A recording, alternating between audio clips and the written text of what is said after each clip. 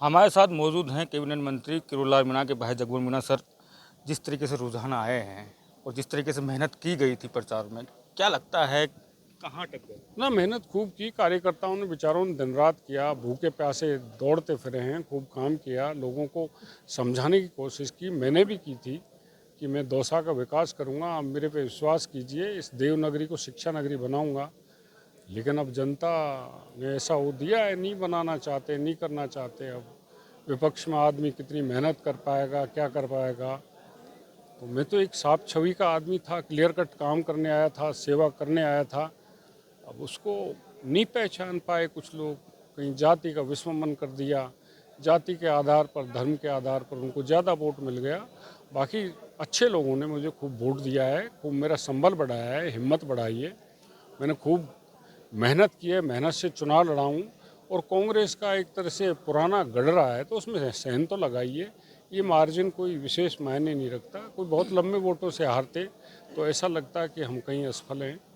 चलता रहता है, सोशल सर्विस करेंगे, कोई लेकिन सर, चिंता वाली बात परिणाम कुछ भी रहा हो, लेकिन उसके बावजूद जिस तरीके से मेहनत की गई दौसा में, पूरी बीजेपी यहाँ थी, मुख्यमंत्री यहाँ थे, डिप्टी सीएम यहाँ थे, मंत्री यहाँ थे, खुद किरोड़ीलाल मीणा जो आपके राम रूपी भाई हैं, उन्होंने खूब पसीना बहा है दौसा में। हाँ, चुनाव में तो मेहनत करनी ही पड़ती है, जभी तो कोई प्रतिफल मिलता है।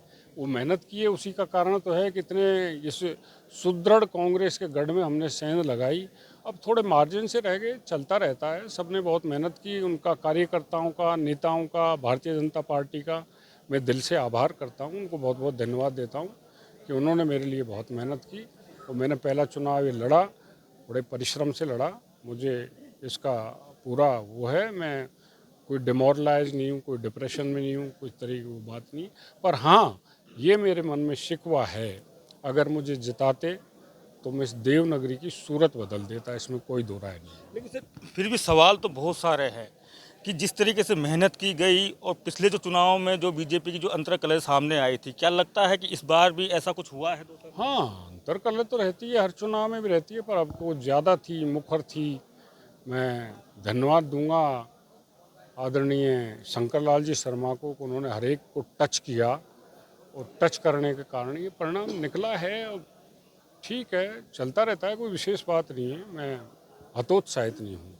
हतोत्साहित नहीं है, लेकिन सर, इस चुनाव को भविष्य का चुनाव भी कहा जा रहा था कि दौसा से आने वाले जो राजस्थान की राजनीति की जो परिदृष्टि है वो तैयार होगी। अब देखो, ये तो परिवर्तन है, समय परिवर्तनशील है।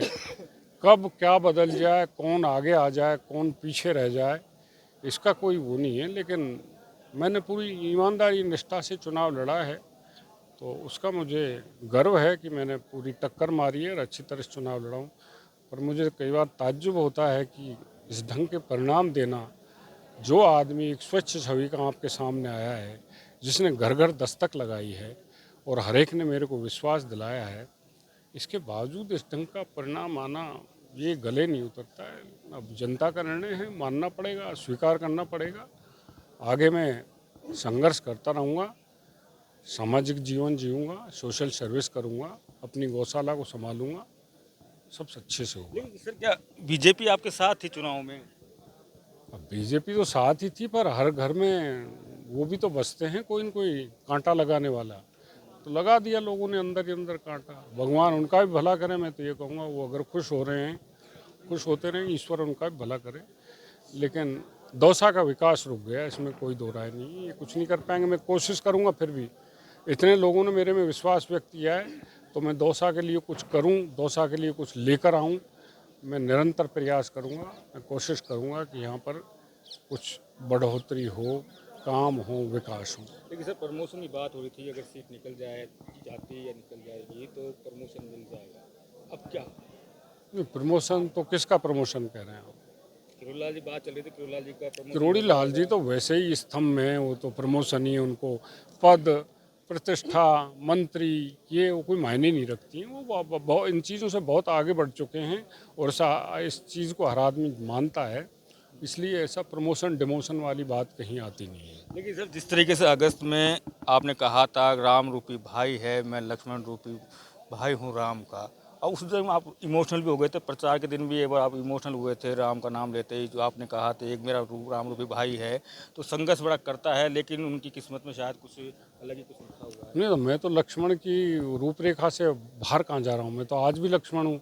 मैं तो अगर ऐसा होता जैसा मेरे को लोग अभिव्यक्त कर रहे थे कि चुनाव के बाद आपको मंत्री बनाया जाएगा, तो मैं तो उस भाई को भरत का रूप भी अपना दिखाता कि मैं नहीं रहूँगा, मैं नहीं चाहूँगा। परिश्रम उन्होंने किया है, 45 साल से उन्होंने लाठियाँ खाई, उन्होंने सेवा की है, तो उनका हक बनता है, उनका हक बनता था और उनका हक बनेगा। कोई विशेष बात नहीं। लेकिन सर एक चीज़ और है, जिस तरीके से लोकसभा चुनाव के जो परिणाम आए थे, जब किरोड़ीलाल मीणा ने ये कहा था, परिणाम के बाद में उन्होंने इस्तीफा दे दिया था कि मेरा एक नैतिकता की जिम्मेदारी थी, इसलिए मैं इस्तीफा दे रहा हूँ। हाँ हाँ, दिया था उन्होंने इस्तीफा, सबको सर्वविदित है, सबको मालूम है कि उन्होंने इस्तीफा दे दिया था, क्योंकि यहाँ से भारतीय जनता पार्टी हार गई थी। और उन्होंने माननीय प्रधानमंत्री जी को कमिटमेंट किया था कि पूर्वी राजस्थान की सीटों को मैं जिता के लाऊंगा।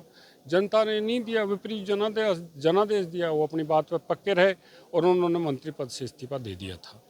एक सवाल और है, जिस तरीके से आपके पीछे पूरी सेना लगी, पूरी सरकार यहाँ पर थी, जो मैं पहले भी सवाल पूछा था कि मुख्यमंत्री तक यहाँ पर आ गए थे, दूसरी तरफ सचिन पायलट थे, मुरारीलाल मीणा थे, तो कहाँ आप अपनी बात पहुँचाने में असफल रहे या सरकार अपनी बात पहुँचाने में असफल रही? नहीं, दोनों ही बात पहुंचाने में सफल रहे, पर जब ईर्ष्या भाव पीक पे पहुंच जाता है तो कैसे भी अभियान को रोक दिया जाता है। लोगों में कुछ लोग, कुछ नेता ऐसे थे, बाहर के भी अंदर के, ईर्ष्या भाव हाइट पे था कि एक ही परिवार से 3 एमएलए बन जाएंगे। तो ये शायद देश का पहला उदाहरण होगा भारतीय जनता पार्टी में। उस लोगों ने उस तिलिस्म को तोड़ दिया, उनको भी धन्यवाद मेरी तरफ से। तो आभारी तो नहीं है कि कहीं किरोड़ीलाल मीणा हमेशा मुद्दों जन के जो मुद्दे हैं वो उठाते रहते हैं। वो टोकू नियारा भी चले गए थे बीच में चुनाव प्रचार के उस दौरान पे, और हमेशा उठाते रहते हैं, इसलिए कहीं डैमेज किया गया है। नहीं, उससे क्या फ़र्क पड़ता है। वो तो जाना तो इसलिए एक सरकार में है और भारतीय जनता पार्टी की सरकार है, तो कहीं कानून व्यवस्था नहीं बिगड़ जाए। जहाँ उनका उपयोग समझती है पार्टी, वहाँ जाते हैं, करते हैं। उन्होंने इस हिसाब से किया। अब आगे क्या करें? आगे मेरी सोशल सर्विस, मेरी गौशाला है, उसको संभालूंगा, लोगों को सुनूंगा।